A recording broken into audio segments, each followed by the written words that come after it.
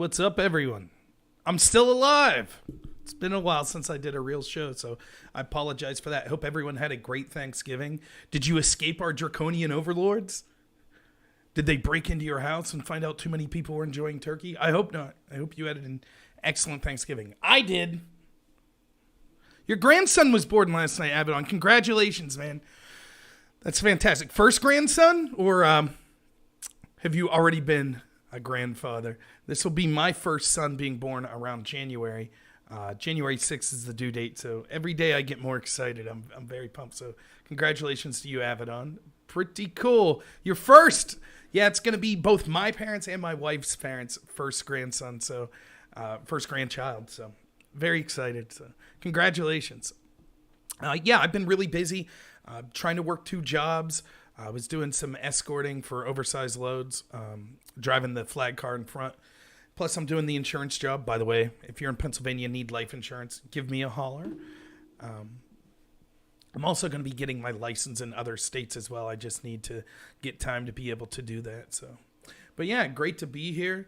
I do apologize again. Life gets in the way sometimes. Just a programming note. I think I'm going to change now because what's up, Analysis? Nice to see you. I think I'm going to change my normally scheduled time now. And it's not going to be at 8 a.m. anymore. It's probably going to be around 2 p.m. Because I think even on days where I work that second job, I'm usually home by 2 p.m. So I'll be able to schedule around then. So it'll be fluid the next couple weeks, especially you never know when the wife could go into labor. So we'll see what happens. We have a baby shower. My wife was supposed to have 2 baby showers. One got canceled because of COVID. The other is going to be tomorrow. So that'll be with my mom. So it should be a good weekend. Thank you, Janice. Lar Janice says, I absolutely demolished Vaush. That was our Vaush. That was on the last debate I did. Thank you. I don't know. What's up, Dib? Nice to see you, man. I don't know how much more often I'll be doing those debates. I get a lot of flack from doing them. Like all of a sudden on my YouTube videos now, all the comments will be like porn sites. I get a lot of like heat. People on Twitter commenting to me that clearly must have saw me through that site. Actually, on that debate I did with Vaush, that was the first video I've ever done where my YouTube video of it has more dislikes than likes because all of his fans just come on my channel. And it's not his fault. I don't blame him at all. I understand that. But it's just they're childish, and it is what it is. So, yeah, I enjoy doing the debates, but I don't know if it's worth the grief I get. And it's also frustrating, too. Like, I debate these people that have, 100,000 people watching them, and I get 30 that watch me. And I think I do very well. So, it's interesting. I'll do them when I have time for it and I feel like it. But oftentimes, what am I getting out of it, I guess is the question. I get personal enjoyment, but is it worth the time and the energy? I mean, those are 5-hour streams when I'm doing those debates.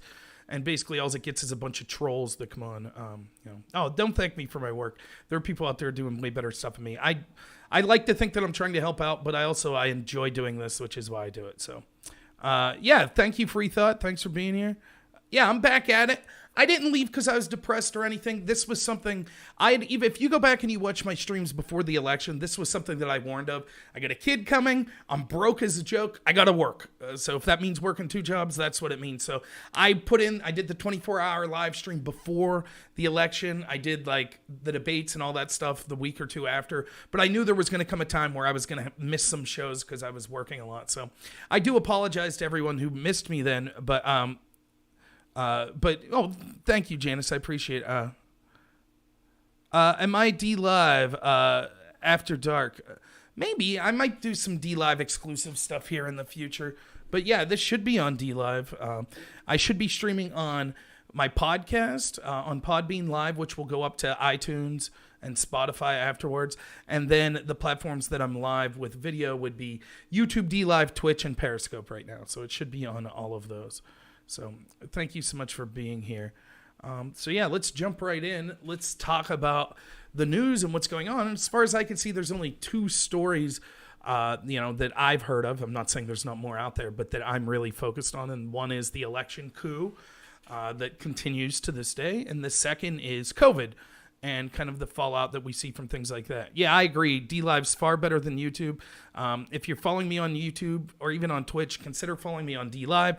100% of donations you give to me via D-Live come to me. They don't go to the platform of DLive. They're not going to censor me like Twitch or YouTube will. It's only a matter of time before I'm totally booted off YouTube.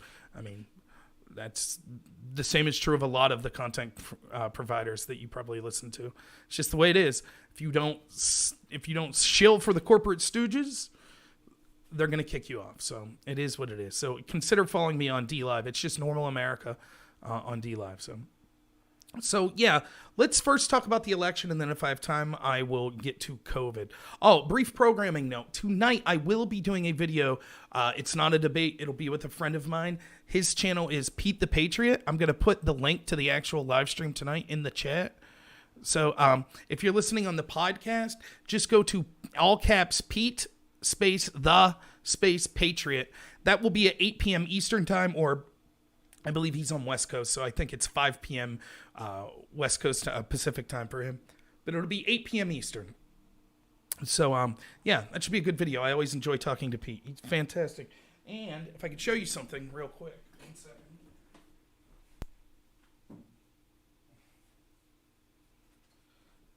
So Pete regularly has contests where he gives stuff out. And I won one time. I was listening, and I actually was the first person with the correct answer. And this is what I won. This is an actual piece that Pete the Patriot sent me of a wire fence from the demilitarized zone between Korea. So this is something that, is dear to me. And eventually I'm going to have a shelf, and that'll be hanging up back here. So once I get some shelves put up. But yeah, I always like talking to Pete. So that should be... It should be a lot of fun tonight. I'm assuming we'll talk about the election and stuff like that. So I did a video in the car the other day where I talked somewhat about the election. Since then, in my great state of Pennsylvania, a friend of my radio show and someone that I talk to frequently, Pennsylvania Senator Lieutenant Colonel Doug Mastriano, or as I call him, Senator Mastriano. I've interviewed for my radio show Mastriano 4 or 5 times. I've got to meet him personally, talk to him personally. He is probably the best politician that I've ever met. I'd say that. There's another person in Pennsylvania who I really, really like, who's a representative in Pennsylvania. His name's Russ Diamond. Between him and Mastriano, they have single-handedly, well, I can't say that. They have led the fight against our tyrannical leader Doug Wolf and his lockdowns and things like that. And they're leading the fight against the election theft that's going on in Pennsylvania. So let's talk a little about for those of you who don't know, if you watched the hearing in Pennsylvania here 2 or 3 days ago, it was led and hosted by Senator Mastriano. So again, he's someone that I'm close friends with. He did the show. He did the 24-hour live stream with us. He did the Saturday live stream we did after the election.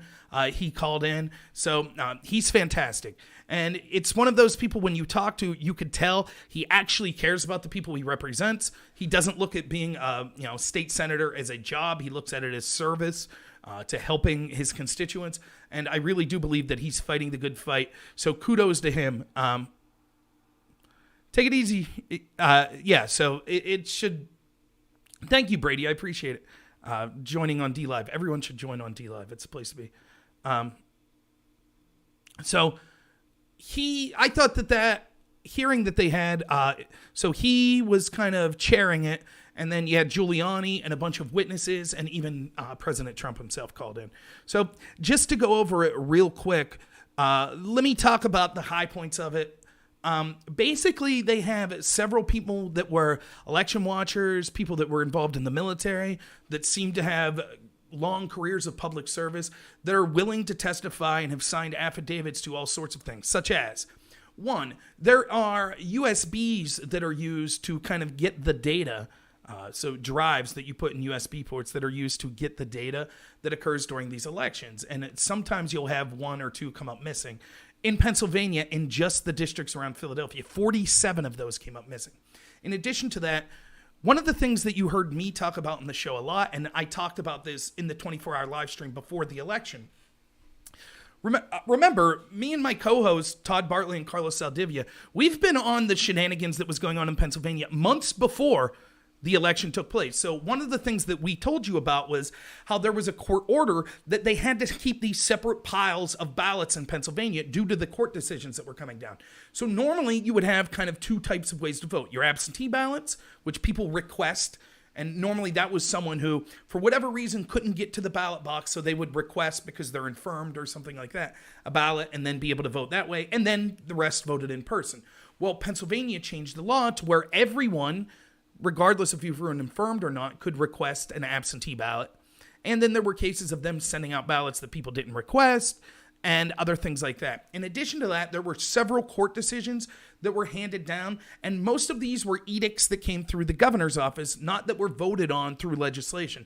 Some of these edicts included things like this, that they were allowed to accept ballots after Election Day, even if they weren't postmarked. And Todd Bartley broke that story. Again, my co-host, he broke that story on my 24-hour live stream the day before the election. That he had a whistleblower come forth that showed that was a poll watcher or a poll counter that was instructed from the official header of the official office of Governor Wolf on how to count the elections, that said, if there is not a postmark, you should still accept the ballots. Only if you have reasonable suspicion that it was postmarked afterwards should you reject the ballot. Well, how would you know? Then there was also the court case that said if the signatures did not match, so the signature on the ballot did not match the voter registration signature, you could still keep that ballot. Now, this is absurd, and you could find all over the place. For example, we saw that the Democrats kept the Green Party off several states' ballots by claiming that their signatures didn't match up. So the Democrats have argued, signatures have to match, unless it benefits the Democrats. Then, oh my goodness, of course, why would signatures have to match? So that's where the Democrats are on that. So anyways, the point I'm getting into, this is long-winded, was this. They were supposed to keep these ballots in separate piles, including with the envelopes that they came in, so you could see when were they postmarked, did the signatures match up and things like that. So you would have one pile for your regular mail-in ballots that were marked correctly and the signatures matched, one pile for people that voted in person, then you would have a pile for ones that the voter registration signature did not match up with the actual ballot. And the fourth pile was for those that weren't postmarked, but they were still counted. So all of these separate piles, and the reason for this was they knew that there were going to be court challenges, that this was going to be appealed. Now, this would be the same in other states as well. So think of how this works. You get an envelope, right? A ballot sent in. On the ballot, there's a postmark for when that was put in the mail. That ballot is then opened and counted. But how do you know, the average member of the public or anyone other than the person who counted it, if that postmark was correct, unless you have the envelope that it came in? So all of this stuff needed to be set aside in separate piles. One of the things that broke in Senator Mastriano's meeting here that Giuliani was leading, the chain of custody for all of these ballots have been violated in places like Allegheny County, Philadelphia County. Now, what does this mean? Well, just like evidence in a court of law, the same is true of ballots. We need to know exactly who was the person that had access to these ballots, running them through the machine, that took the ballots afterwards, secured the ballots. All of that has to be kept with a proper chain of custody. Otherwise, it would be too easy for fraud to occur. If that chain of custody is broken or they can't explain what happened to the ballots, you could no longer faithfully assume that those ballots were accurate.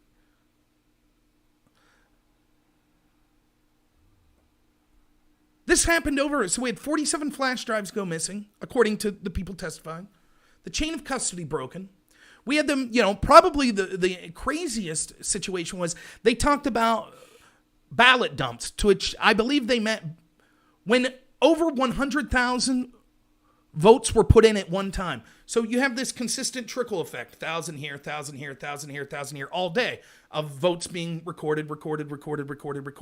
But several times, and famously in Pennsylvania, just like in Georgia, just like in Wisconsin, just like in Michigan, in the middle of the night, they stopped counting. Then all of a sudden, large dumps of over 100,000 came in. One witness testified that the amount of votes that they saw come in these large dumps amounted to around 600,000. And all but 3,200 for Joe Biden. That's like 99%. That's not possible. It's just not. And the crowd actually gasped when they said that. There's also allegations of there were more ballots sent out than were requested.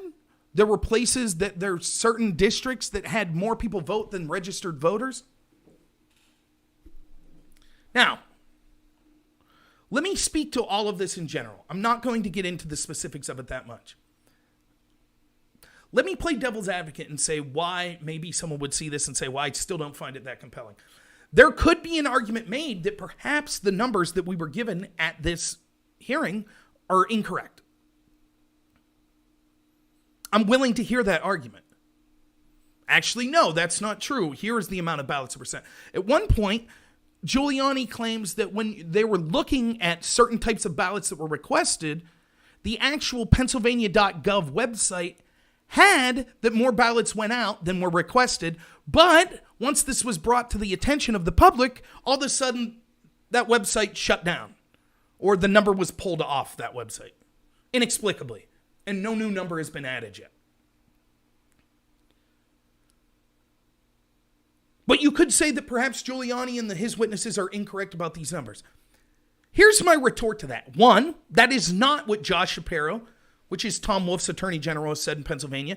He, as a response to Giuliani and all of these witnesses, said, oh, we've already certified the election for Biden. So he didn't say, here is how I'm going to disprove the accusations he made. He didn't say that. He just said, nope, it's garbage. Now, this is the same tactic that they used in their coup against Trump when it came to the impeachment over the Ukraine and when it came to the Russia collusion garbage. When someone like me or someone with a bigger voice than me would pick out the individual things that were wrong with their claims, they would just say, nope, it's all garbage. That's what they do.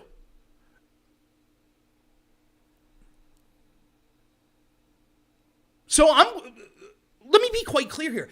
I can't prove that what hundreds of witnesses have signed affidavits for is true. I can't prove that. I don't have access to the data. I'm just a regular guy. And chances are, so are you. A regular guy or gal, right? I don't have special connections like that. I'm reliant on what the Pennsylvania government tells me when they release the data. Or whatever state you're in, whatever that state, when they release the data. I can't even find most of this data. Why in this country, the greatest country in the world, the wealthiest country in the world, even if there was no election fraud, let's play devil's advocate. Let's say you're out there and you're a Biden supporter and you're like, there was no fraud. Answer me this. Why are we still counting votes in Iowa, New York, California? Why are the easy why can't I, as a voter in Pennsylvania, easily get online right now and see if my vote was counted? I still can't do it. Now, certain people that voted by mail can, but I can't as someone who voted in person. How can that be? Weeks after the election, we're still counting? We can't tell people if their vote counted? Oh, another thing that was alleged, there was a process called curing ballots. And the idea of curing ballots is, let's say a ballot comes in and it looks legit, except there was one thing missed. Well, it turns out in big city areas, such as around Pittsburgh and Philadelphia, the allegation is they contacted those voters that voted for Biden and said, hey, you made a slight mistake here. Would you like us to fix your ballot? But they did not do that in Trump areas, such as the center of the state. Again, another way to suppress the vote. A story that they didn't even talk about there, that again was broken by Todd Bartley in our show, was the fact that they sent quarantine letters out to people saying, oh, if you contact trace someone with COVID, you have to stay indoors within 14 days, or else we could forcibly hospitalize you. Yet they didn't tell people that were going to vote in person how they were then able to vote, which also led to voter suppression of people. And who do you think was voting in person more? Biden supporters or Trump supporters?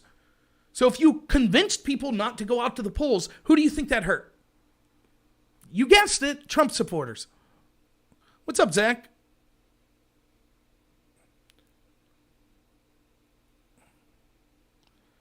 So, I can't tell you if what these witnesses are alleging are true. What I can tell you is this. We had a 4-year investigation based on Russian disinformation from a Russian spy that was sourced by a British spy that was paid for by Hillary Clinton's team.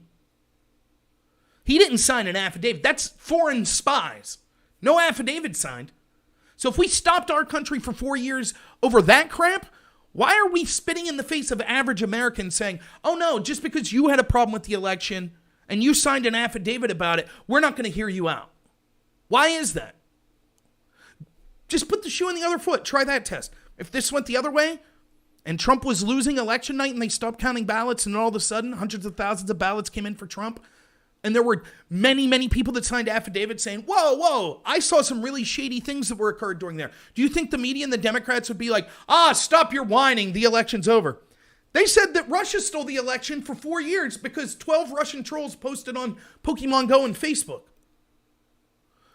So you could darn well believe if they thought there were actual people stuffing ballots or doing inappropriate things on election day, they would have been making a fuss over it. But in the interest of fairness, I can't prove, even the numbers that we saw a lot of these officials talking about, it's difficult for us, the average person, to be able to find these numbers. How many people voted? How many mail-in ballots? How many military ballots? Exactly when, we should have an exact tally of what ballots were counted at what time and what the numbers of them were. So if at 3 a.m., 100,000 ballots were recorded at 3 a.m. and 98% of them were for Joe Biden, we as people, as American citizens, should be allowed to go and find that information quickly.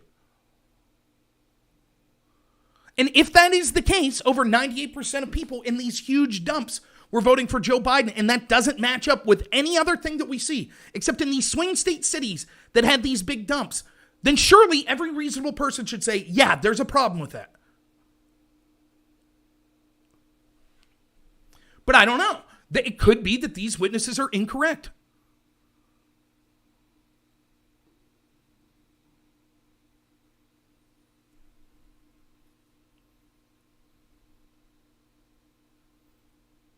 So I don't know. We should play it out. And again, the idea of just saying there's no evidence, that's ridiculous. There is evidence. Witness testimony and affidavits are evidence. They could be wrong. But just saying there's no evidence is not correct. Now, the point I was trying to make, I understand, look, and people could, then you have Sidney Powell out there talking about the Dominion system and things like that. All of that's interesting. I'm not a tech expert.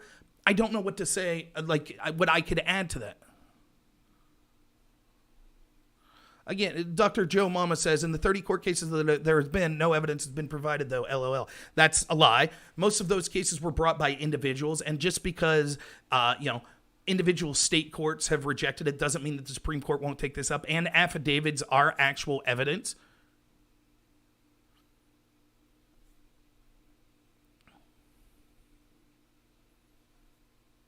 But every one of you watching here, I've been really busy, so I have not followed all of the specific claims of fraud. I think that there are people that are going to claim things were fraudulent that we'll find out wasn't fraudulent. Like, for example, I saw initially there were people saying, oh, look, 130% of people registered to vote in Wisconsin voted. That's not true. That wasn't true, and you could look that up. Now, it looks like to be around 90%, which is still questionably high, but still. So there are going to be people saying things that end up not being true. It's maybe some of these people that signed affidavits. Now, it's under penalty of perjury, but that could be the case.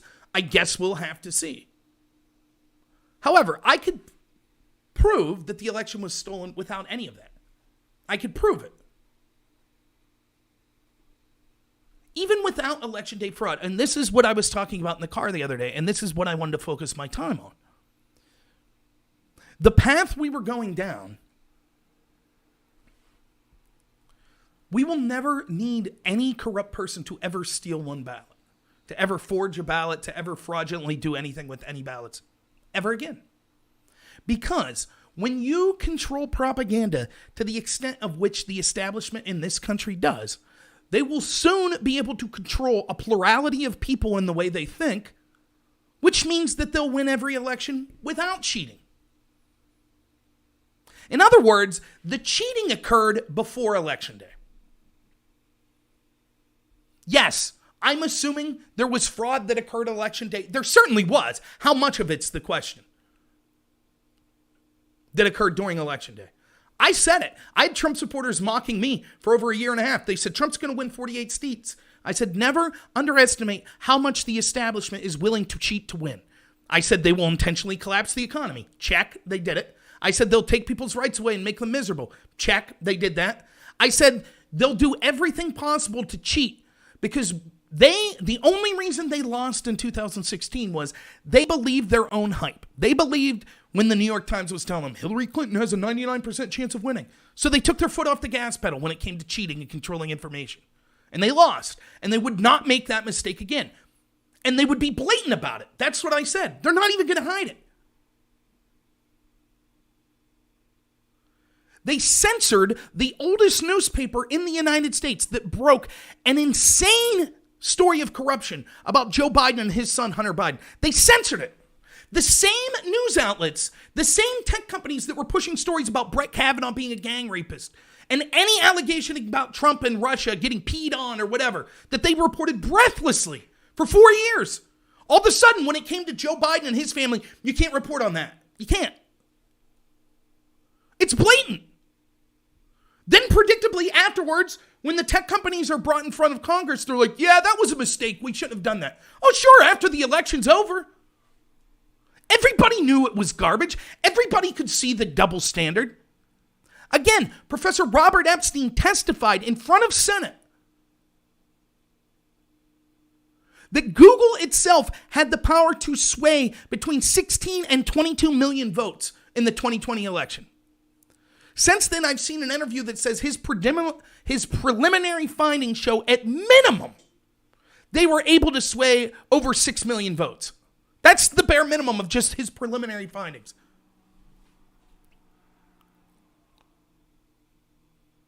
That's what the future holds. Total shaping of the narrative.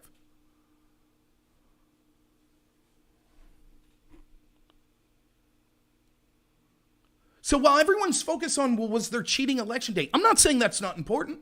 And certainly, by all means, it is important. I believe there probably was cheating. And it needs, I don't think the courts will overrule it. I don't.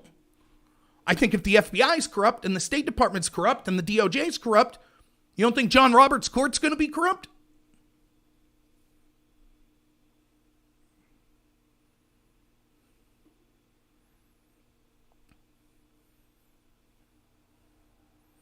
But it's worth, even if the courts don't overrule it, Trump should exhaust all of his legal options if they truly believe there was fraud. Absolutely.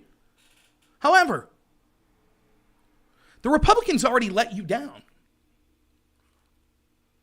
when they allowed the tech companies to do what they were doing, when they allowed the media to do what they were doing, when they allowed the FBI and the CIA to do what they were doing.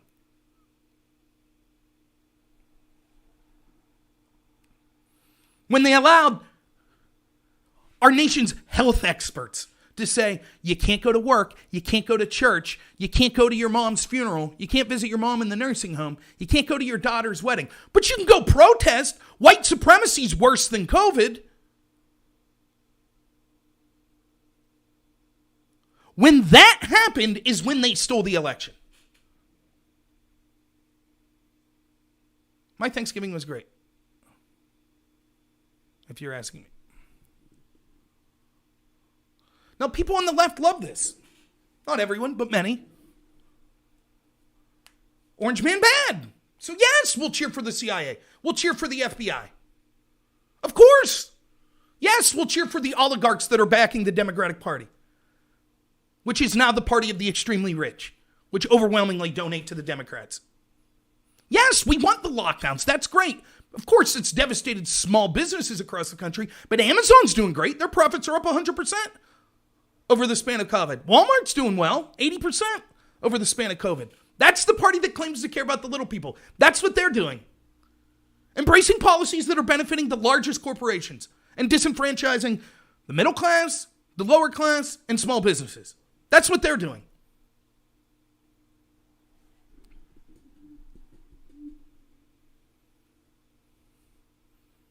And they don't care. They think that they don't even see the writing on the wall. Again, my friends, when I graduated high school the year of 9/11, so I went on to college, we had the Iraq War. I didn't think much of the Iraq War until I was in college a year or two. Then I was against it. Even though I was conservative, a lot of my friends were liberal. They were against the war. That was the big thing. I later found out I was like a Ron Paul Republican and supported Ron Paul. Most of them didn't like Ron Paul, but we agreed on these wars being bad, getting lied into the Iraq War. Now, less than 20 years later, they're all pro-war as could be. Oh, my God, Rob, did you see Trump's trying to pull out of Afghanistan? Thank God the generals lied to Trump about how many troops were in Syria so he couldn't pull them all out. Thank God Biden's surrounding himself and his transition team with a bunch of neocons and neolibs already. Woo! Bunch of Walmart people, or Wall Street people, lobbyists, warmongers. Thank goodness. Thank goodness. That's what the left's become. We hate Donald Trump. He's so bad. So we'll cheer for the warmongers that we used to be against. That's who we're for now.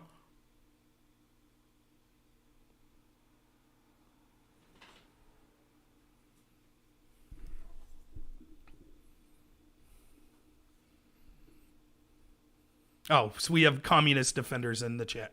Well, there you go. That's who they are. These progressives, the socialists, the communists, they're just corporatists. That's all they are. Or they're about to find out that they voted for a corporatist that's trying to co-opt their already garbage political ideology. I have no love for the socialists or the communists as far as an ideology.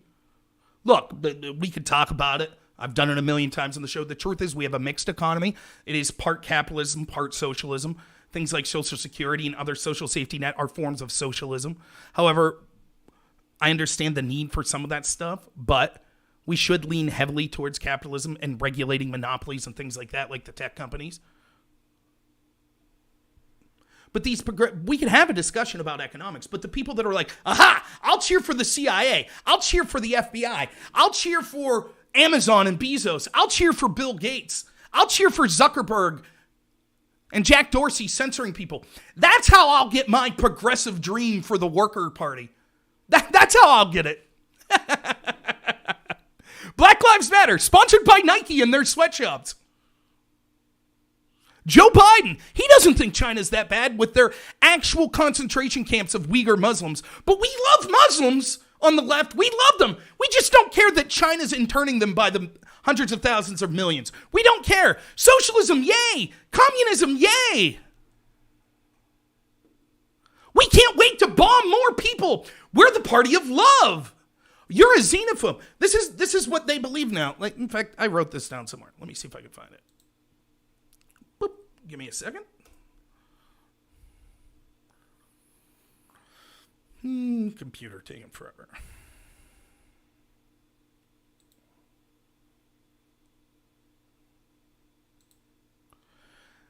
I put this on Twitter. This election is the ultimate vindication of state-ran propaganda. Our intel agencies, in conjunction with Never Trump Republicans, Democrats, the media, and tech companies, have shown they could win any election ever. They have convinced people a few dozen family members having Thanksgiving dinner is evil, but hundreds of thousands protesting can't spread the virus. They convinced anti-war Democrat voters that bringing the troops home is warmongering xenophobia. They convinced anti-corporate progressives that voting for the party overwhelmingly supported by the richest Americans is fighting for the little guy. And they convinced people most vocal about corrupt law enforcement to trust the biggest law enforcement agencies like the FBI without question, even when they are spying on a president. That's what they did.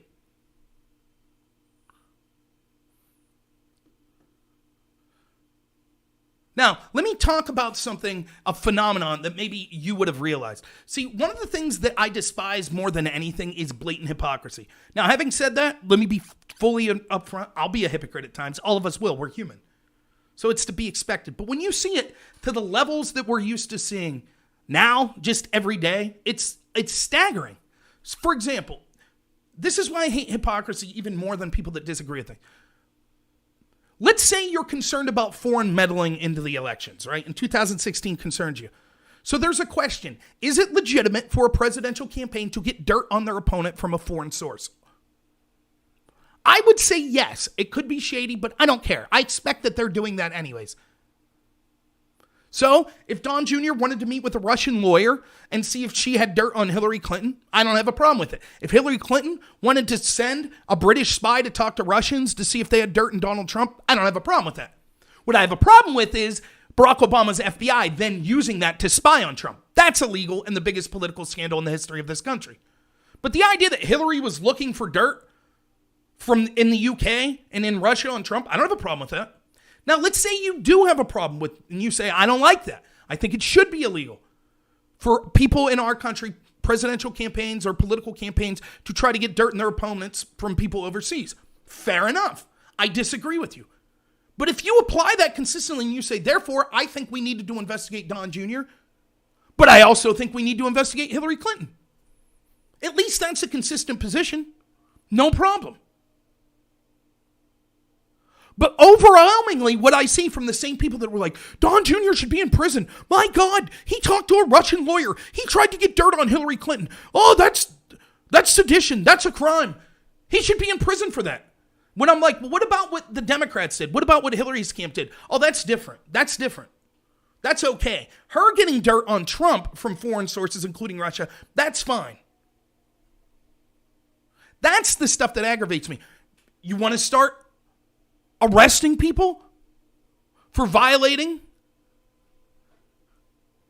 lobbying efforts, failing to register as a lobbyist, like they did Manafort? No problem. I'm all for that. I think that we have too much foreign lobbying. You should have to abide by those laws. It happens all the time. You could literally arrest thousands of people for that in Washington. Great, arrest them all. I don't have a problem with it. And if that's Trump and people connected to Trump like Paul Manafort, no problem. Arrest them. But when you arrest Paul Manafort for failing to register as a foreign lobbyist, that's a FARA Act violation. And in the deposition that you put, as Mueller did, you say he worked with the Podesta group, Hillary's campaign managers group. So they committed the same crime with the same people. Why isn't the Podesta group charged? They were allowed to retroactively file paperwork. Either it's a crime or it's not. It's that simple. If we're going to prosecute people for lying to Congress or to the FBI, like they did Papadopoulos and they tried to do to Flynn, fine. If you could prove they lied, fine. I could prove to you that Brennan lied to Congress. I could prove to you that Clapper lied to Congress. I could prove to you McCabe lied to Congress. Comey, if I didn't already say him. So charge them. No. It's only the people connected to Trump. And these people over and over that you talk to on the left, they're like, well, it's always different. It's always different when their side does it. It's different. Flynn, when he was transitioning as a national security advisor, he talked to a Russian counterpart. That's a violation of the Logan Act, right? That's what they told us. That's what Joe Biden said. We need to investigate that. But when we have Biden's people coming out saying, oh, we're talking to people in China and we're talking to foreign leaders getting ready to come into office, I don't think that's a crime. I didn't think it was a crime when Flynn did it. I don't think it's a crime when Biden's doing it. But Biden thought it was a crime, so why shouldn't his people suffer the same consequences? Well, the left says, well, it's different when we do it. Trump allegedly uses a quid pro quo in the Ukraine. Oh my God, impeach him. That's a crime. He shouldn't be allowed to be in office. Joe Biden admits to using a quid pro quo in Ukraine. No problem whatsoever. That's the ridiculous things that I'm fed up with. So in that vein, I find it very curious, whether it be on websites that I'm on, like Above Top Secret, whether it's people I'm doing debates with, like on Dylan's show the other day with Vaush and Central Committee and the rest of those people. After 4 years of listening to every Democrat I talked to saying, Trump needs to be impeached, Trump committed crimes with Russia, Russia hacked our system, Russia did this, Russia did that. 4 years of that. Almost the entirety of the mainstream media, the Democratic Party, and then just average people that I'm talking to online on blogs or talking to on my channel. Try this once. You can't find those people now. Every time you bring it up, you're like, well, wait a minute. You guys said that Russia stole the election in 2016, and we had to have never-ending investigations over that. Oh, that wasn't me. I always thought the Russia thing was overblown. I always thought it was overblown. Not me. It wasn't me. Every single person I've talked to. Not me. I thought the Russia thing was overblown. No, I didn't talk about the Russia thing. Nope. The impeachment stuff, I thought that was overblown. I was against the impeachment stuff.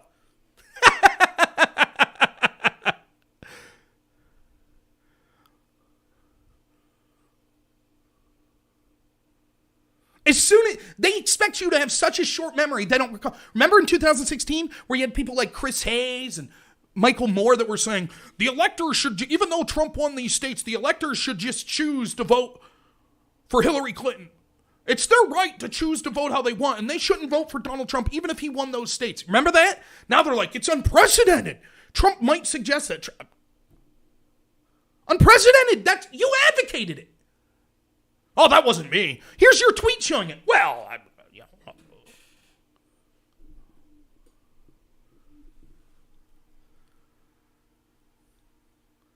They can't even keep their story straight. When I was doing this debate the other day, one person like him was like, oh, Russia, the Russia investigation, my God, it found that Russian interference, blah, blah, blah. That investigation was legitimate.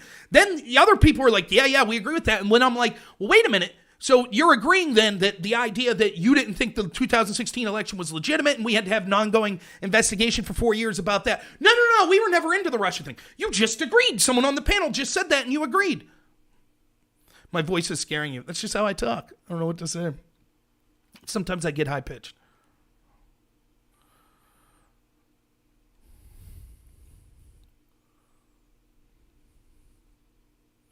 Look, all of this is just, what I'm saying is this.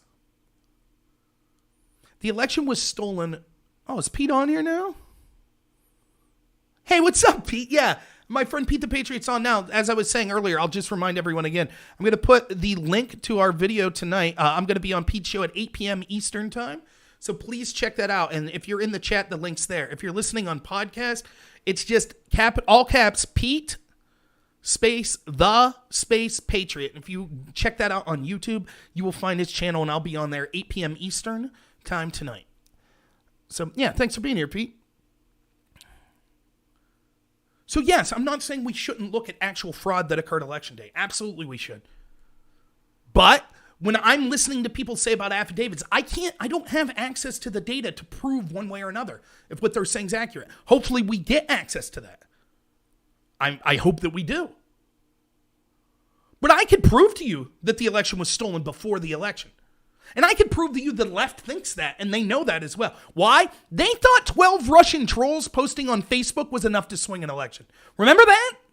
Remember when we had to have hearings on Capitol Hill about stopping fake news and censoring people on social media? They spread lies about Hillary Clinton. It cost her the election. These 12 Russian trolls. Remember that? An election where $500 billion was spent. We're supposed to believe that 12 Russian trolls using $50,000 tilted the election to Donald Trump. Now, if 12 Russians using Facebook were able to do that, what do you think the entire platform of Facebook being in the tank for Joe Biden was able to do? And Twitter, and Google, and the mainstream media, and the intel agencies, and academia, and the entertainment industry, and the majority of corporate America. So we have, on one election, we had 12 Russian trolls that were against Hillary, and that was enough to steal it. But all of those groups I just told you about, exponentially more powerful than 12 Russian trolls, all being in the bag for Joe Biden, no problem. That's no problem at all. Perfectly reasonable. And if you like talking about conspiracies and things like that, that's fine. I don't blame you at all for that. Think about this little tidbit. What do you think's going to happen as deepfake technology gets more significant in the years coming? What do you think's going to happen when they're able to convincingly make you or any politician ever make an audio file that sounds like them saying something? Whatever they want. What if they had the technology to actually make the video of Donald Trump being peed on by Russian hookers?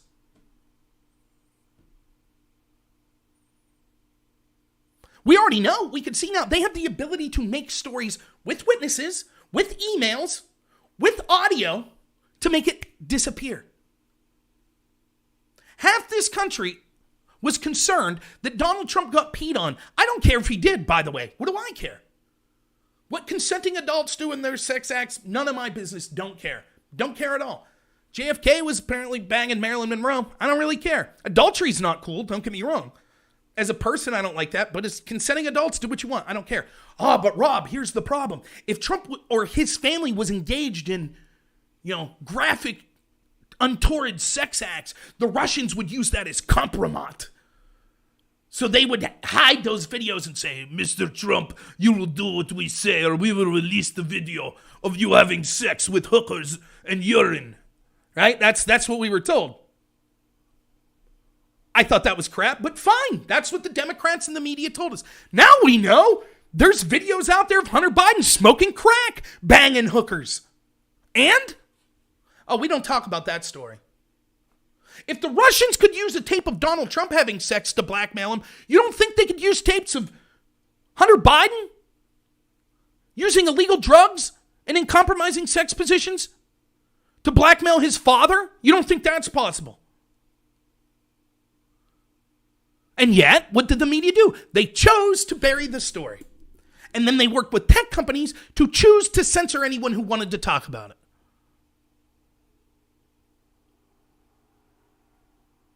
Yeah, I haven't really practiced that Russian voice. I thought it was all right. The double standard is amazing. I get it. Listen, let me be honest. And the Trump supporters might not want to hear this.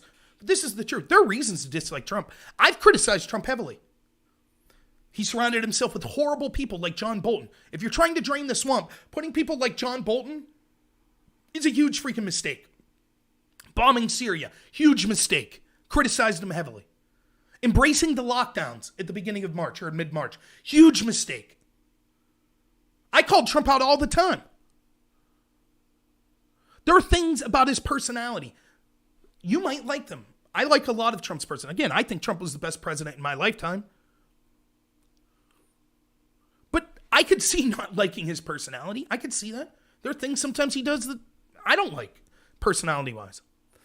If he cheated on his wife, that's not cool at all. And I say that in all sincerity. I think marriage is a very serious institution, and I don't respect anyone that violates that trust. I absolutely get people not liking the way he tweets, not liking his brash attitude. I get it. I don't mind most of that stuff, but fine, I get it. So if you're out there and you're listening and you're like, I hate Donald Trump, I hate him for all of these reasons, I get it. But if you're willing to back the devil just because you don't like Donald Trump tweeting mean things, you may have your priorities mistaken. You're going to back the people that lied us into the Iraq war? That's who you're going to back? You're going to back the same corporate oligarchs that are crapping all over the working class in this country? That's who you're going to back? You're going to back censorship? The tech people censoring ideas that they don't agree with? You can't see how this is going to be used on you? Let me give you an example. An easy example. Christmas will be coming up, so inevitably we'll get to hear the woke geniuses tell us once more how the song Baby It's Cold Outside is a rapist song. Oh my God, what a horrible song. For those of you that don't know, every year this happens, and this song's just a man and a woman singing back and forth. And it's like, it's supposed to be romantic, and the woman saying, I should go home, and the guy's saying, baby, it's cold out there, just stay here tonight. And they're flirting. That used to be a thing in this country. Flirting, where you kind of playfully were attracted to each other. We can't do that anymore. That's all sexism or whatever. I don't know. But every year, this will happen. And so we're getting rid of stuff like that. Or John Wayne, he said some things. Got to get rid of John Wayne. And we got to cancel. It's not just the statue. It's not just the founding fathers and stuff like that. It's culture. Stuff happens all the time. Let me ask you this. If you're one of those people, let's say you're involved in the culture today, right? Let's say you're a musician today, and you're considered prominent enough that you're invited to the White House. And you're embracing the side that's all about censoring past cultural icons or songs or art because it's now violates what the woke people consider our norms today.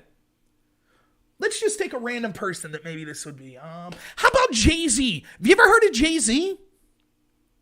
Yeah, Obama's friend that was at the Obama White House many times. Snoop Dogg.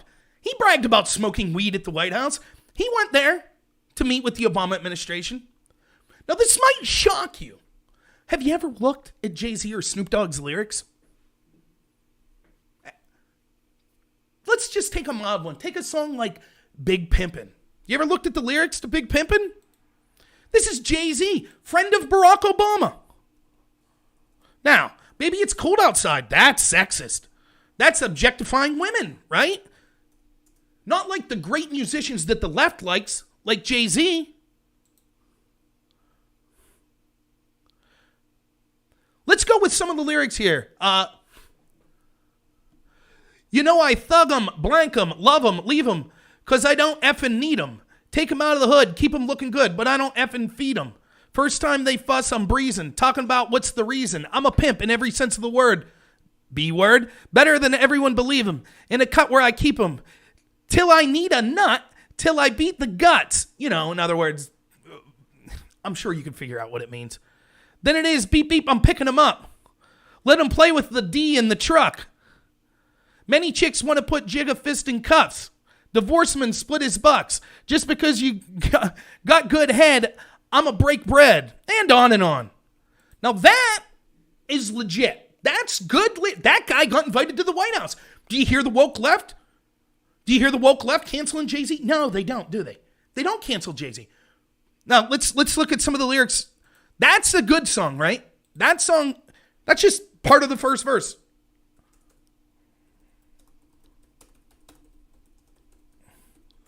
Now, baby, it's cold outside. You ready for these lyrics? If you thought that was bad, listen to this. I can't really stay. Baby, it's cold outside. I gotta go away. Baby, it's cold outside. This evening has been hoping you dropped in. So very nice. I'll hold your hands just like they're ice. My mother will start to worry. Beautiful, what's your hurry? My father will be pacing the floor. Listen to the fireplace roar. So really, I'd better scurry. Beautiful, please don't hurry. Well, maybe just a half drink more. I'll put some records on while I pour. Huh. That's race. That's sexism there. That song, that's bigotry. Now, that first one, Big Pimpin', that's a great song. Now, why do I bring this up? This isn't something that I talk about a lot in this show. Maybe I should be talking about it more.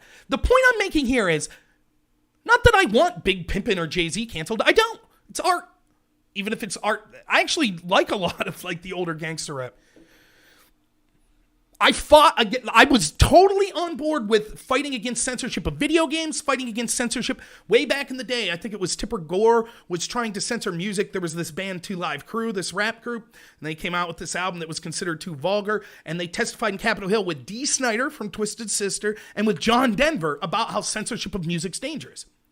So I'm not advocating censoring this. What I'm saying is this. If you're Jay-Z, or if you're other artists, if you're Dave Chappelle or Jay-Z or Louis C.K. or Snoop Dogg, anyone that's considered popular and is liked by the left, not so much Louis C.K. anymore, I guess, can't you see by allowing this cancel culture that you yourself will be canceled at some point? It might be cool now. You're in the in crowd now, Jay-Z. You're there now, but where are you going to be in 30 years? If we set the precedent, well, we could look back at the 50s and see what they were singing about. And if we don't like it, we're going to cancel them. Where do you think that leaves gangster rap 50 years from now? Sure, right now, they are considered, with identity politics, they're considered to be untouchable. Right now, it won't be that way forever. They will be eaten by the same monster that they've helped fuel.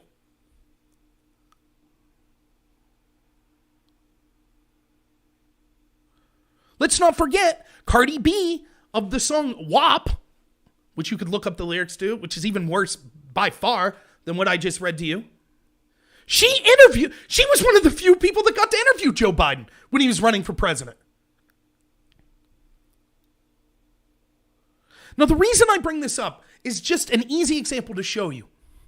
Once you advocate for censorship, inevitably it will eat you as well. It's that simple. It's that simple. It's already happening to people on the left. Already. I brought it up in that debate I did the other night. Glenn Greenwald, Aaron McTay, Michael Tracy, Matt Taibbi, Jimmy Dore, Joe Rogan. You know what I was told? Those are all the flat skulls on the left. People no one on the left respects. Oh, you see? You see how simple it'll be? Maybe you're out there and you're on the left and you're different. You have a YouTube show and you're different. Yeah, Michael Tracy and screw all those conservatives that get censored. And screw Michael Tracy and screw Aaron Mattei and screw Jimmy Dore. To heck with Matt Taibbi. To heck with Joe Rogan. To heck with all them. They all suck. Maybe you'll be lumped in there. And you'll say, but guys, I'm like you. I'm on the left. Don't let them censor me. Too late. Be gone. You're just another one of those numbskulls. We don't associate with that guy. He's like those other rejects on the left and the evil conservatives. Get rid of them. You can't see how it's coming for you. You can't see it.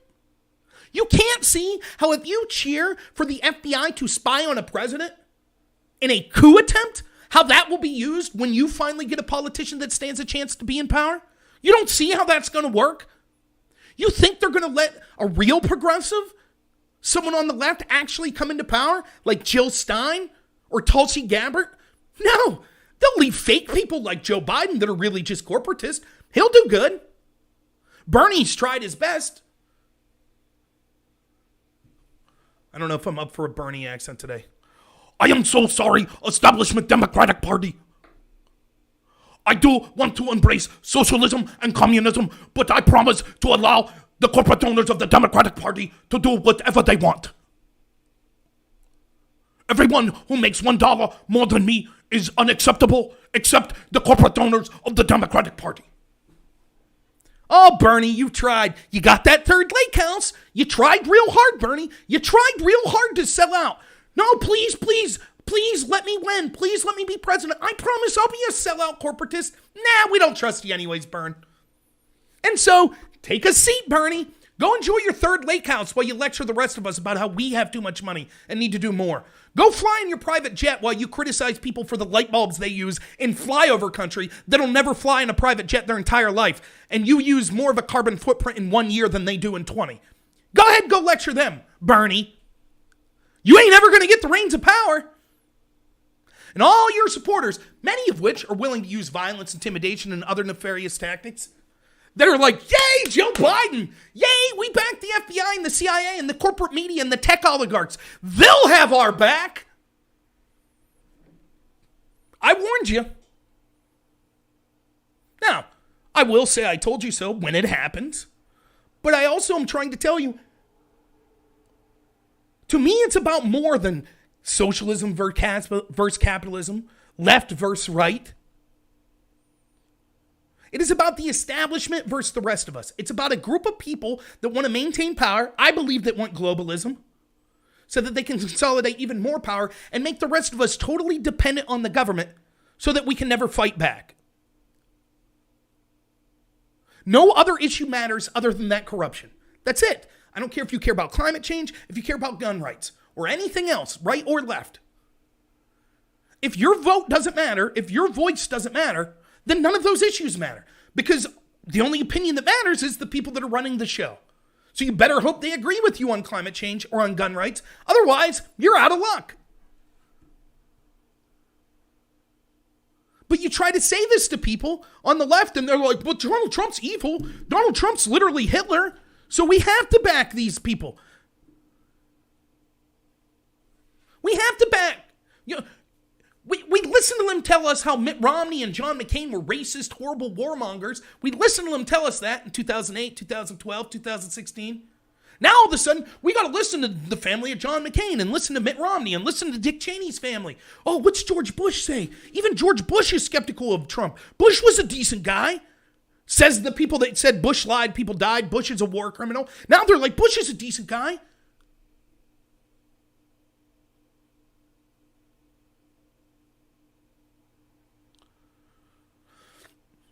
Everything they accuse you of. Anti-Semitism. Oh, Trump hates Jewish people. What are you talking about? The guy that moved the embassy to Israel? But look, in New York City alone, look at the rise of anti-Semitic attacks. Oh, you mean from Nation of Islam people? Louis Farrakhan that was taking photos with the Black Congressional Caucus and Barack Obama, whose Nation of Islam ran security at George Floyd's funeral, that's embraced by the Democrat. Them? Yeah, left-wing anti-Semites, sure. Go sit in the Democratic National Convention and the Republican National Convention, and if you had to guess which side didn't like the Jewish people more, who do you think you'd come away thinking? But they accuse you. You're an anti-Semite if you're on the right. You mean the party that right now, the governor of New York, who's been cracking down on synagogues and Jewish people for wanting to do the same things that Biden voters do, gather peacefully Though most of the time, not most, many times the Biden voters aren't doing that. They're rioting instead of just protesting. No problem. Hundreds of thousands of people want to go out to New York City and celebrate Joe Biden's victory or protest against police or something. No problem. Jewish people want to go to synagogue? Oh, there's a huge problem. So even when the Supreme Court steps in, what's the governor of New York saying? It's irrelevant what the Supreme Court says. If I want to lock down Jews, I'll lock down Jews, says the governor of New York. Oh, by the way, if you're against that, you're an anti-Semite.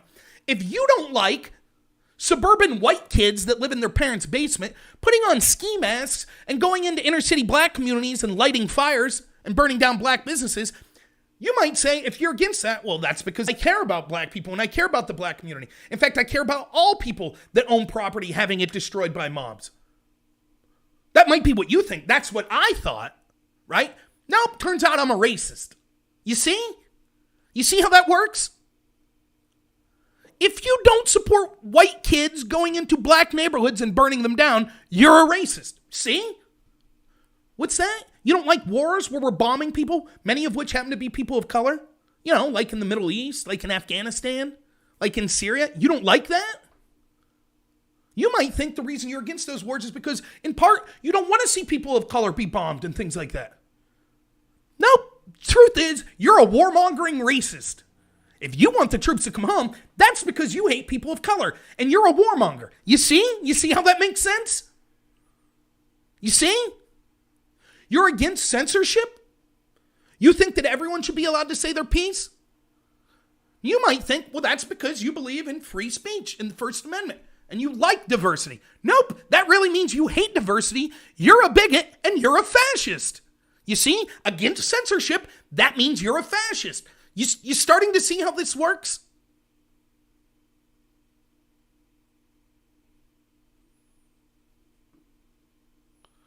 And here we go. And this is what I love from the left. Again, I've talked about this specific. So the left hand's like, they'll find anything that Trump did one thing and say, yes, ignore our massive hypocrisy. But here's one thing Trump did. Why didn't you call it out? Yes, I called this out, Sean. Sean says, Trump literally tear gassed U.S. citizens for a photo op in front of a church. One, show me Trump holding a tear gas canister. I didn't see that. Second, show me Trump ordering it. I didn't see that. Third, you're leaving out a lot of context, such as that same crowd the night before burnt down the church that he was heading to and was violent. And if they would have engaged in violence like this at a time when Obama was in office, they would have been swiftly dealt with the night before by police who would have called them racist and trying to attack the black president of the United States. But because it was Donald Trump, the mayor of D.C. said, go ahead, riot, do whatever you want, burn down the church. We don't care. Now, having said that, were there police that behaved irresponsibly and wrongly? Yes. In that incident, yes, there were, in my opinion. And I watched hours of different shots of video there. I saw police being a-holes there. Yes, I did. And? See, that's the difference between me and you, Sean. That's the difference between me and many other people on the left. I'll say when Trump or when someone on the right does something that I don't like. I'll call it out. I didn't like Trump bombing Syria. I didn't like Trump endorsing the lockdowns. I didn't like a lot of the people Trump appointed around him. I think that Trump did a lot of damage to himself by not pardoning Assange, by not declassifying all this information in 2018 when he became aware of it. I'll call out my side. I'm not sitting here saying, though, everyone that disagrees with me is racist and blah, blah, blah, blah, while endorsing racist policies. That's not what I'm doing.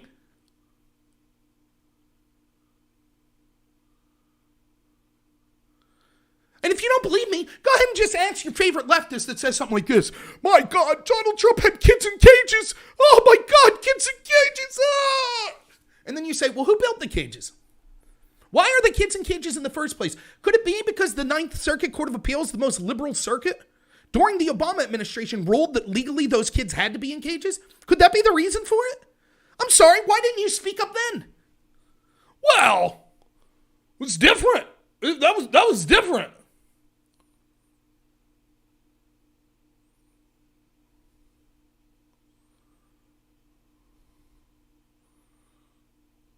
Not only did they beg Trump to keep the troops in the Middle East? Right now, if you go to the national media outlets, they're saying, oh my God, Trump's generals and others, and so many foreign policy experts in Biden's team are concerned that Trump's going to bring troops home before he leaves office. That would be devastating to the interests of the U.S. Then we had a general come out and said, yes, we lied to Donald Trump about how many troops were in Syria. That way, even though he wanted to pull them all out, he couldn't. You okay with that? You okay with unelected people in the military-industrial complex lying to the elected leader of the free world when he wants to bring troops home? You're okay with that. The left says that's okay. The same party that said Bush lied, people died, and marched in the streets to bring troops home from Afghanistan and Iraq are now supporting the generals lying to the president when he wants to bring those troops home. That's where we're at now. Why? Because Orange Man bad. That's why.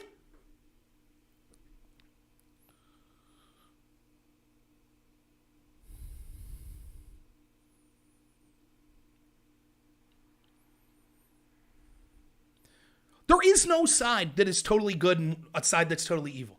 Every side will have lunatics.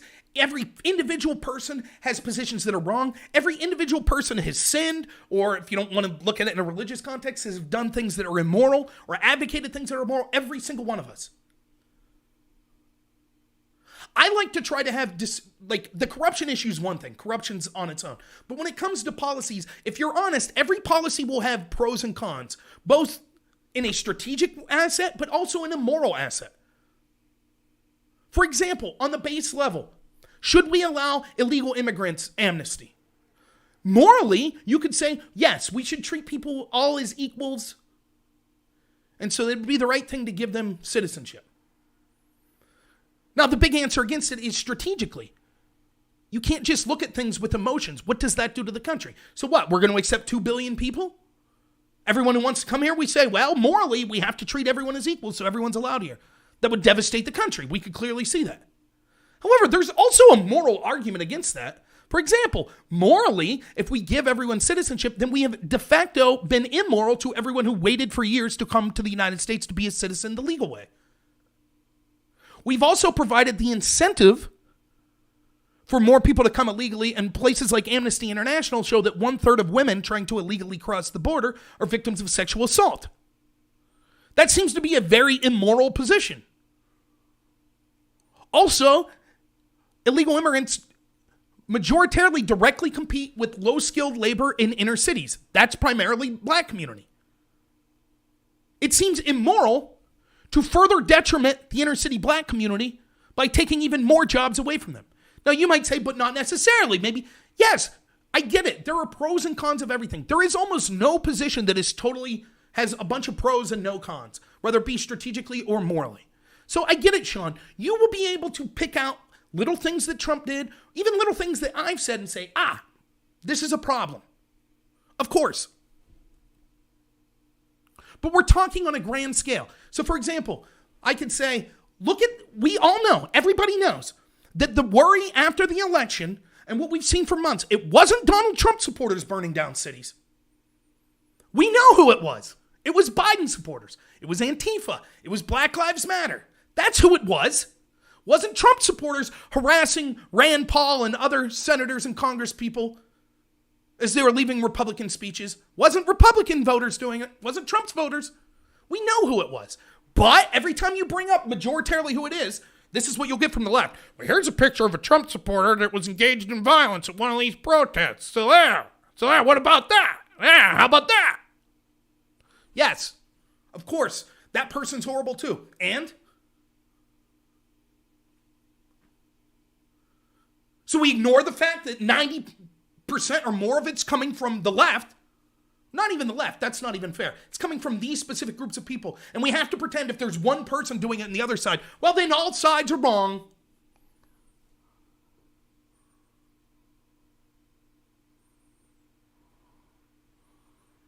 All right, Pete. That's exactly right. Pete says, Obama drone little kids in a hospital in Syria, and exactly. Look, anytime, that's the easiest way of looking at things. Is it immoral to drop bombs? You could make the argument. You absolutely could. You're president of the United States. Let's not even take Al-Qaeda. Let's take ISIS. ISIS has been butchering people in Africa, say. Boko Haram, we'll say, better example. Boko Haram's been butchering people, killing children, keeping the girls to use as sex slaves, right? This is not a conspiracy. This is happening. Your president, all of a sudden one of your generals comes in and says, Mr. President, we found the leader of Boko Haram. They're in this little village right here. We could take them out now. We expect he'll be moving within 24 hours. We don't know when we'll find him again. Now, if you drop that bomb, innocent people will probably die. So it's immoral. However, if you refuse to act, who knows how many more children will be butchered and young girls that will be taken as sex slaves. I'm not saying what the right answer is. Each situation is different. But there are certain moral arguments you can make on both sides of that equation. The Democratic Party and the establishment has weaponized this morality. They like to act like they're the only people that have a sense of morality. It's garbage. I don't bring the moral argument up. When you see me debate someone, I don't claim that I'm more moral than them. You never see it happening until they bring morality into it. So when I was doing this debate the other night with this guy Vaush, he makes the claim when we're talking about climate change. He makes the following claim. He says, it's obvious we need to do as much as possible, whatever, to fight climate change. And the reason you're against that is because you don't care about the future. You're selfish and you don't care about people and what they'll have to live through in the future.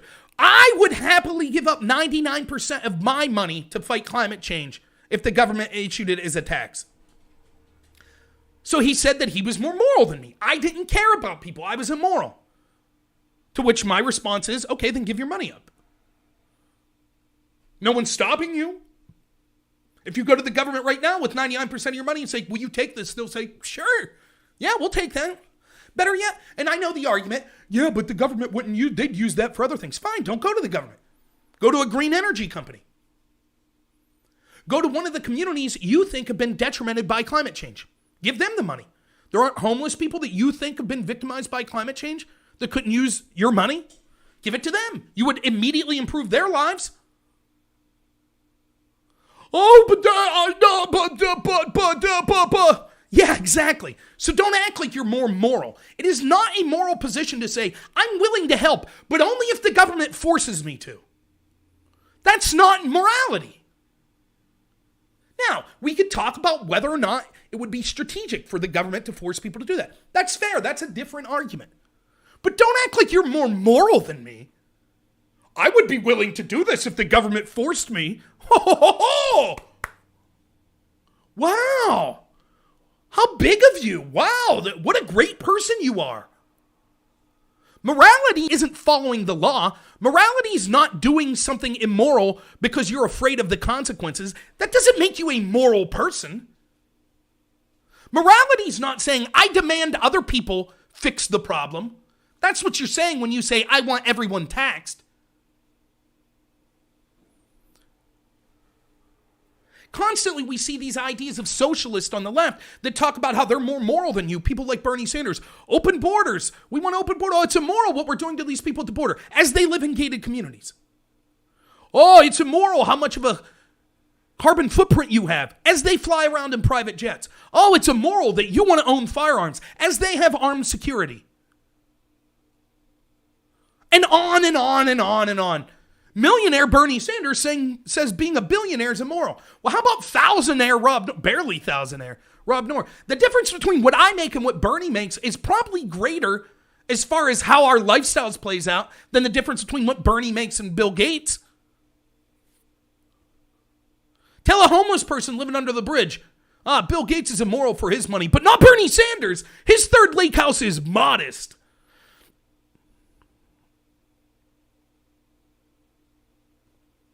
How do I keep track of all the stuff in my head? I don't know.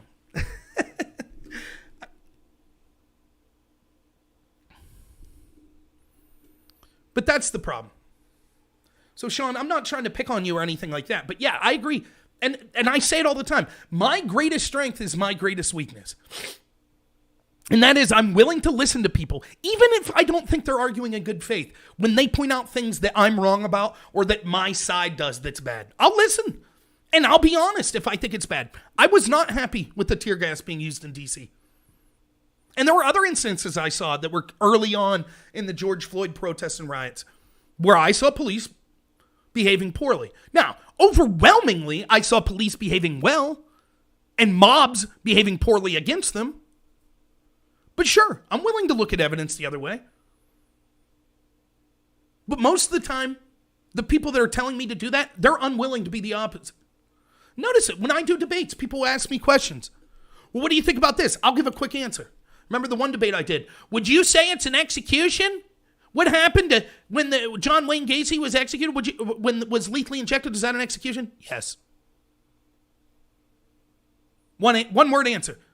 I'm not sitting here going, oh, wait, are they trying to bait me for an argument? I say, yeah, this is what I think. I'll ask questions like this. In one of the debates, I asked this. Do you think all instances of foreign election interference should be investigated? 7-minute answer that doesn't say yes or no. So I sit there and listen for 7 minutes, and I'm like, okay, that didn't answer the question. Do you think all instances of foreign election interference should be investigated? Well, I would say yes or no. It's that simple. You could say, well, no, let me explain. But if you can't, that's it. It's not hard. You know, Judge Judy says this all the time. She always tells people, like, if you just tell the truth, you don't have to think that hard. When you have to think hard is when you're lying and you have to keep making a story up that sounds consistent. And eventually you'll trip up. That's the problem that you see with so many people on the left. When they gave you garbage in 2016 about how the election was stolen and it was compromised, now they have to pretend they didn't do that. Oh my God, what's happening now with Trump refusing to concede? I had someone tell me this. Someone on that last debate I did. It's violating 200 years of precedent for Trump to have not conceded by now. I was like, Bush v. Gore? Well, that was different. He had a reason not to concede.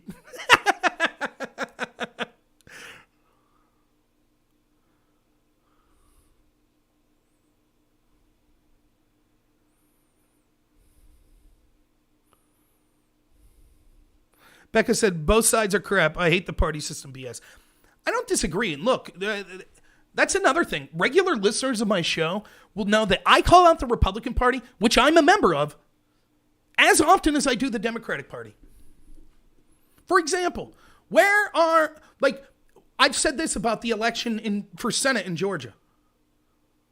Do I really expect, well, thank God if the Republicans win that. Now Mitt Romney and Lindsey Graham, they're going to really, when they control the Senate, they're going to really fight for the American people. Sure they are.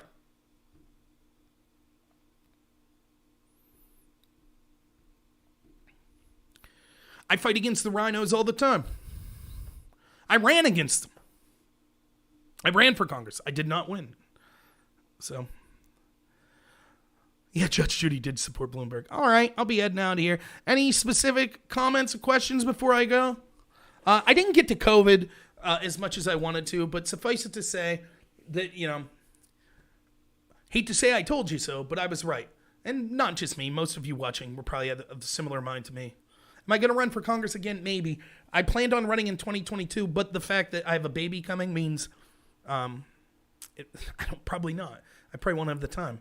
Last time I ran for Congress, I refused to take any donations, and it cost me about $8,000.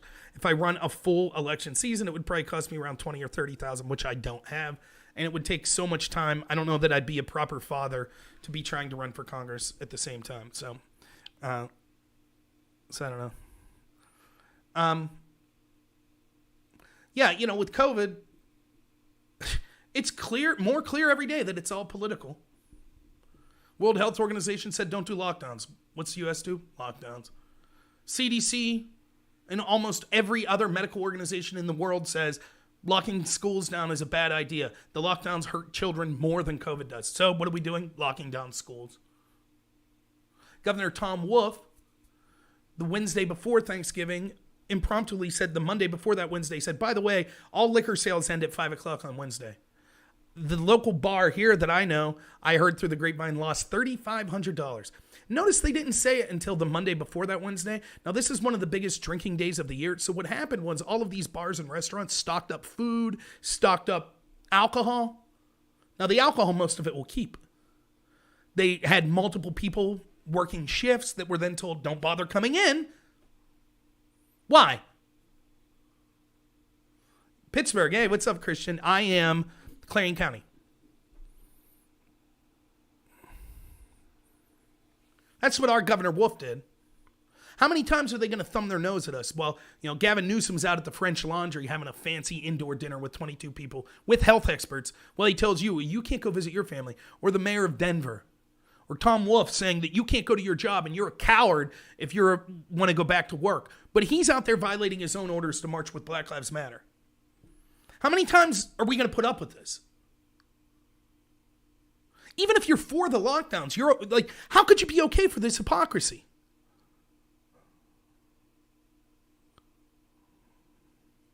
So, I hope you enjoyed your Thanksgiving. Who would have thought 2020, civil disobedience to have dinner with your family? Who would have thought it? You want to go burn down a 7-Eleven in the name of Black Lives Matter? No problem. Have turkey with your family? Oh, you criminal.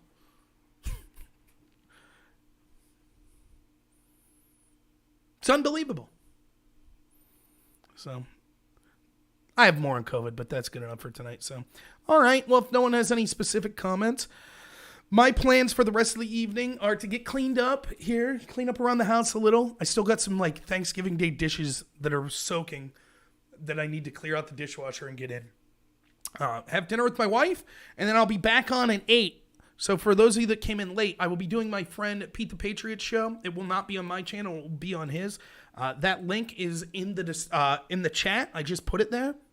That's a link to the actual video. That'll be at 8 p.m. Eastern time.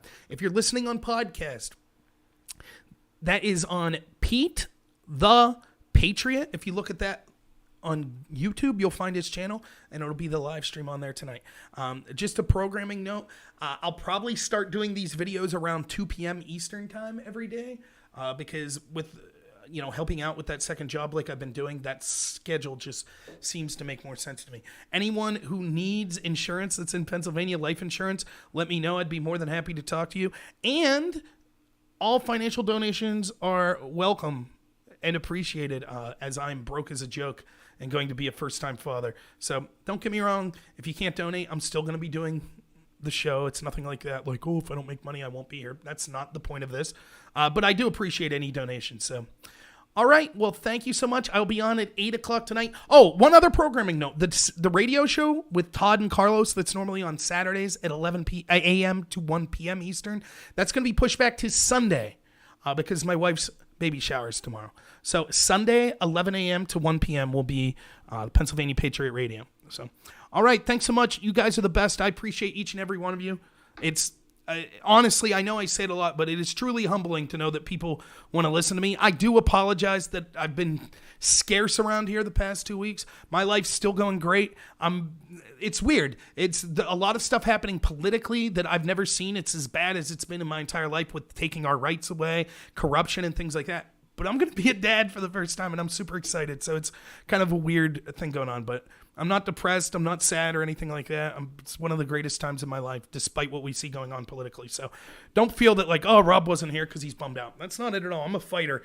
I get more excited when I feel that I'm needed, when it seems like that the corruption's even more. So don't think that I'm going to give up or anything like that. Not going to happen. So thank you so much, everyone. I really appreciate each and every one of you. So as always, have a good one.